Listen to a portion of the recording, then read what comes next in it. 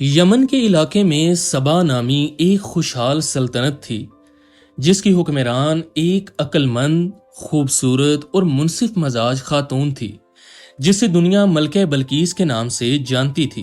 ملکہ بلقیس نہ صرف ایک مضبوط سیاسی رہنما تھی بلکہ اپنی رعایا کی فلاح و بہبود کا بھی خاص خیال رکھتی تھی۔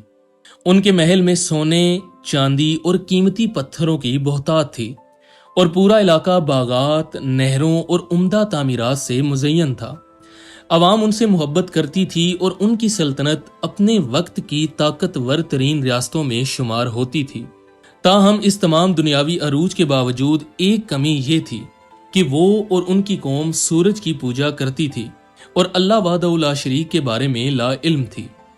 جب حضرت سلیمان علیہ السلام کو خبر ملی کہ یمن کی ایک عظیم سلطنت سورج کی پوجا کرتی ہے تو انہیں ان پر افسوس ہوا، کیونکہ وہ اللہ کے نبی اور بادشاہ تھے اور وہ چاہتے تھے کہ دنیا میں توحید کا پیغام پھیلے۔ انہوں نے ایک خوبصورت اور بلیغ خط ملکہ بلقیس کے لیے تحریر کیا اور اسے ایک پرندے ہدہد کے ذریعے سبا روانہ کیا۔ خط کا مضمون واضح تھا: اللہ کے نام سے جو نہایت رحم کرنے والا مہربان ہے، میرے خلاف سرکشی نہ کرو اور اسلام قبول کر کے میرے پاس آ جاؤ۔ جب ملکہ کو یہ خط ملا تو وہ حیران رہ گئی۔ اس نے فوراً اپنے درباریوں سے مشورہ کیا کہ اس دعوت کا کیا جواب دیا جائے۔ اس سے ملکہ کی حکمت اور مشورہ طلبی کی عادت ظاہر ہوتی ہے۔ ملکہ بلقیس نے ابتدا میں خط کے جواب میں تحفے بھیجنے کا فیصلہ کیا تاکہ حضرت سلیمان کی نیت کا اندازہ لگایا جا سکے۔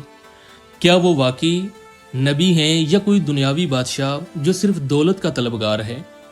مگر جب حضرت سلیمان علیہ السلام نے اس کے تحفے ٹھکرا دیے اور واضح کیا کہ وہ اللہ کے پیغمبر ہیں اور صرف توحید کی دعوت دیتے ہیں، تو ملکہ کو اندازہ ہو گیا کہ یہ کوئی عام بادشاہ نہیں بلکہ ایک سچا نبی ہے۔ اب اس نے خود یروشلم جانے کا فیصلہ کیا تاکہ حقیقت جان سکے۔ اس کی یہ حرکت اس کی دور اندیشی اور علم کی تلاش میں اخلاص کو ظاہر کرتی ہے۔ ملکہ بلقیس کے یروشلم پہنچنے سے قبل حضرت سلیمان علیہ السلام نے اس کا تخت منگوایا تاکہ اس کی عقل کو آزمایا جا سکے۔ جنات میں سے ایک طاقتور مخلوق نے چشم زدن میں اس کا تخت لا کر حاضر کر دیا۔ جب ملکہ پہنچی اور اس نے اپنے تخت کو سلیمان علیہ السلام کے محل میں پہچانا تو وہ حیرت زدہ رہ گئی۔ پھر جب اس سے ایک شیشے سے ڈھکے فرش پر چلنے کو کہا گیا تو اس نے اپنے کپڑے اٹھا لیے، یہ سمجھ کر کہ پانی ہے۔ تو حضرت سلیمان علیہ السلام نے فرمایا، یہ شفاف فرش ہے۔ اس لمحے ملکہ کو اندازہ ہوا کہ یہ انسان عام انسان نہیں بلکہ اللہ کا نبی ہے جسے اللہ نے خاص علم و اختیار عطا کیا ہے۔ آخرکار ملکہ بلقیس نے دل کی گہرائیوں سے حق کو قبول کیا اور کہا، میں نے اپنے آپ پر ظلم کیا اور اب میں اللہ رب العالمین پر ایمان لاتی ہوں جو سلیمان کا رب ہے۔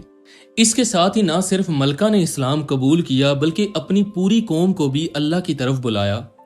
یوں ایک عظیم سلطنت اسلام کے نور سے روشن ہو گئی۔ حضرت سلیمان علیہ السلام نے اس کو اس کی سلطنت پر باقی رکھا، مگر اب وہ اللہ کی فرما بردار بن چکی تھی۔ اس کا ایمان، حکمت اور انکساری رہتی دنیا تک ایک مثال بن گئی۔ قرآن مجید نے اس واقعہ کو سورہ نمل میں تفصیل سے بیان کیا ہے تاکہ اہل عقل اس سے سبق سیکھیں۔